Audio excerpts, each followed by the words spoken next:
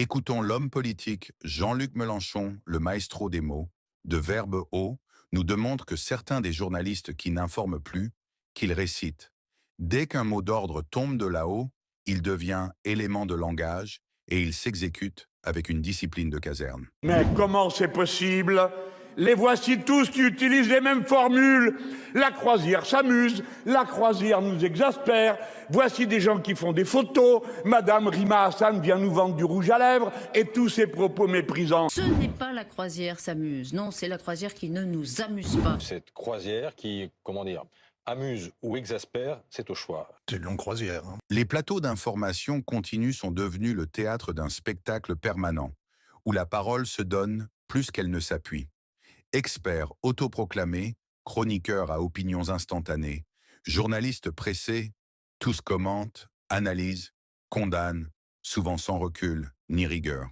Dans les débats publics contemporains, les médias audiovisuels jouent un rôle de plus en plus déterminant dans la formation de l'opinion. Les journalistes, éditorialistes et autres toutologues qui occupent les plateaux de télévision et les studios de radio se posent en prescripteurs de vérité. Pourtant, la qualité de l'analyse est trop souvent éclipsée par la mise en scène, l'émotion ou l'idéologie. Ce décalage entre le contenant, la forme médiatique, le ton, la posture et le contenu, l'information brute, les faits, le réel, pose problème. Car comme le dit avec justesse la formule, or entre un contenant et un contenu, il y a une harmonie qui doit exister. Dès lors, comment qualifier une parole médiatique qui trahit le réel au lieu de le révéler? Écoutons l'homme politique Jean-Luc Mélenchon, le maestro des mots, de Verbe haut, nous démontre que certains des journalistes qui n'informent plus, qu'ils récitent. Dès qu'un mot d'ordre tombe de là-haut, il devient élément de langage et il s'exécute avec une discipline de caserne. Pas un doute, pas un silence, pas une nuance. Ils sont les haut-parleurs dociles du pouvoir, pas les contre-pouvoirs qu'exige une démocratie vivante. Cette séquence est effrayante, regardez. Vous vous dites, mais comment c'est possible? Les voici tous qui utilisent les mêmes formules. La croisière s'amuse, la croisière nous exaspère. Voici des gens qui font des photos. Madame Rima Hassan vient nous vendre du rouge à lèvres et tous ces propos méprisants. Mais la question qui se pose, ce n'est pas leur mépris, mais c'est pourquoi nous méprisent-ils tous avec les mêmes mots? Qui leur distribue des éléments de langage à ces pauvres cervelles fatiguées? Parce qu'ils ne sont pas capables d'en trouver tout seuls, alors qu'ils sont déjà tellement bien payés. Tous ceux que vous avez entendus parler de croisière ont récité des éléments de langage qui leur ont été distribués. Demandez-vous si c'est seulement l'ambassade d'Israël qui leur a donné ou si c'est pas aussi d'autres. Voilà la vérité.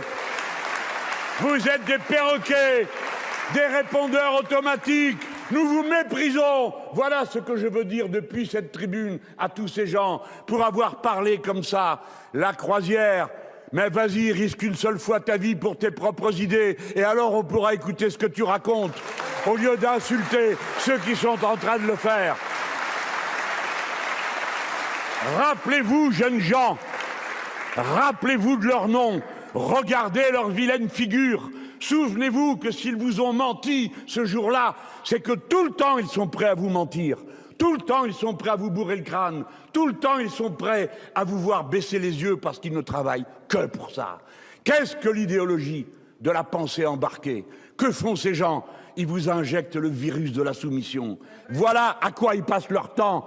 Ils ne savent faire que cela. Rappelez-vous d'eux. Rappelez-vous de leur visage et écoutez-moi bien, ne les croyez plus jamais sur un seul point. Suivons ensemble la démonstration. Ce n'est pas la croisière s'amuse, non, c'est la croisière qui ne nous amuse pas. Cette croisière qui, amuse ou exaspère, c'est au choix. C'est une longue croisière. C'est quand même une mise en scène. Un cirque politique, médiatique également, en tout cas ce bateau pour Gaza qui fait tant parler. C'est une croisière moderne, naturellement, c'est la croisière des selfies, ça a été désigné ainsi, j'ai vu ça sur les réseaux sociaux, c'est assez bien vu. Oui, c'est une opération de communication. C'était pas une croisière humanitaire, mais une croisière publicitaire. Le but de cette croisière était pour essayer d'avoir un profil, d'élever un profil public de certains politiciens ou d'autres, et vraiment, franchement, qui ne s'intéresse pas du tout aux Palestiniens. Ce qui se passe sur ce bateau est assez pathétique. Enfin, je veux dire, c'est indigne ce cirque autour de oui ou non, le bateau de Rima Hassan va-t-il arriver jusqu'à la bande de Gaza? Bon, c'était des séquences Instagram avec des influenceuses très maquillées, très joyeuses, qui vous expliquent apporter pour 30 jours de couches pour quelques familles palestiniennes. Cet exhibitionnisme, qu'est-ce que c'est que ce narcissisme? Elles font des photos, elles posent. Voilà, elle se fait photographier et ça arrive sur les réseaux sociaux. Cette mise en scène narcissique, cette croisière médiatique où la cause humanitaire sert de décor aux égos d'influenceurs Instagram ne changera rien au sort des Palestiniens. C'était une opération de com, c'était une croisière qui s'amusait, et aujourd'hui, c'est rien. C'est tout simplement, c'est un spectacle qui est terminé, pas plus. Voilà, le spectacle est terminé, je pense que c'est la bonne définition. C'est quand même une flottille de pacotilles, c'est un buzz crasse sur le dos de la souffrance des Gazaouis, pardonnez-moi. Cette façon de se mettre en scène est à mon avis tout à fait délétère, parce que comme on l'a dit, cette guerre de communication, c'est un enfer, il faut arrêter cela. C'est la fin d'un joli feuilleton sur Instagram. C'était intéressant, hein, vous voyez des gens se faire bronzer sur un voilier. Sur la famine, un certain nombre de gouvernements européens et le gouvernement français ont eu des mots extrêmement violents, y compris ces derniers jours, et ne tiennent pas compte de tout ce que vient de dire Caroline. N'ont pas regardé la réalité de cette famine et ne racontent pas ce qui se passe réellement. Ces personnes essayaient de faire de la com, essayaient de faire quelque chose qui est illégal, et nous les avons empêchés, tout simplement. Le réel, c'est que ça n'est pas une flottille de la liberté, c'est une flottille du Hamas. Ce ne sont pas des otages, ce sont des militants pro-Hamas. Ils n'ont pas été kidnappés et la famine, elle est au Soudan en ce moment. Et personne n'en parle. Il n'y a personne, comme le disait Sonia, pour contrecarrer justement le discours de LFI, d'Henri Hassan, etc. C'est ça le problème, c'est qu'il n'y a pas en face. On voit bien qu'aujourd'hui, malgré certains politiques qui prennent la parole, quel est leur impact en fait? Le journalisme français, un danger public. Pourquoi? Parce que en France, contrairement à beaucoup d'autres pays dans le monde, et peut-être tous les pays du monde, inclus Israël, où existe une opposition médiatique, certes limitée, certes très maltraitée, mais elle existe. Et elle n'hésite pas à mettre en cause les évidences mises en circulation dans l'information. En France, c'est l'inverse. Tout ce que dit le gouvernement de M. Netanyahou est vrai, et tous ceux qui le contestent sont des amis du Hamas, des complices du terrorisme, des antisémites, ça va de soi. Mais ce qui est frappant, c'est à quel point la presse peut se faire le relais de cette propagande, et pour empêcher de penser. Mais il n'empêche pas de penser, bien sûr, car chacun d'entre vous est capable de se rendre compte de ce qui se passe. Mais je ne sais pas si tout le monde est capable de se rendre compte, comme le dit le journal Le Monde diplomatique, de l'ampleur des mensonges qui ont été déversés sur l'opinion pour lui faire croire des choses qui n'existent pas. On ne prêche que par l'exemplarité. Il est facile de juger depuis le confort des plateaux télé, mais bien plus noble de risquer sa vie, comme Rima Hassan, pour défendre une cause juste sur le terrain. Dans un monde saturé de discours, l'honnêteté intellectuelle est un acte de résistance.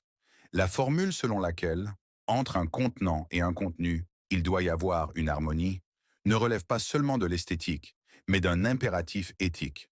Tant que les journalistes et éditorialistes privilégieront la mise en scène à la vérité, ils trahiront leur mission. Il est temps de restaurer une parole médiatique humble, rigoureuse et fidèle à la complexité du réel. Restaurer l'harmonie entre forme et fond. Il ne s'agit pas de rejeter la forme médiatique en bloc, ni de condamner toute parole experte. Mais pour que l'opinion soit éclairée, encore faut-il que le contenant, le cadre médiatique, épouse le contenu, la réalité des faits, avec justesse et sincérité. Cela implique d'inviter de vrais spécialistes, de diversifier les sources, d'assumer les incertitudes et de résister à l'emballement émotionnel. L'harmonie entre contenant et contenu est, en ce sens, une exigence démocratique. Elle est garante de la crédibilité de l'information et du respect du citoyen. Lorsqu'ils abordent des sujets géopolitiques complexes, comme la flottille pour Gaza de l'eurodéputée Rima Hassan franco-palestinienne, expulsée d'Israël, leur prisme idéologique l'emporte souvent sur l'analyse. Ils tordent les faits pour faire entrer le contenu dans un contenant prédéfini, celui d'une narration occidentalo-centrée, binaire, rassurante. La parole médiatique perd alors sa fonction d'éveil et devient un outil de confort intellectuel collectif. Le règne des toutologues, une parole qui surinterprète les toutologues, ces experts généralistes omniprésents, sont le symptôme le plus frappant de cette dérive. Ils parlent de tout avec aisance, mais peu de profondeur. Leur rôle n'est pas d'éclairer le réel, mais de le réduire à des grilles de lecture simplistes. La France, l'Occident, le bien, le mal. Cette mécanique crée un écart croissant entre l'image donnée, le contenant, et la complexité du réel, le contenu. L'information est ainsi filtrée, déformée, voire instrumentalisée. L'harmonie évoquée dans la citation est alors rompue. Le contenant l'emporte sur le contenu, l'apparence sur le fond.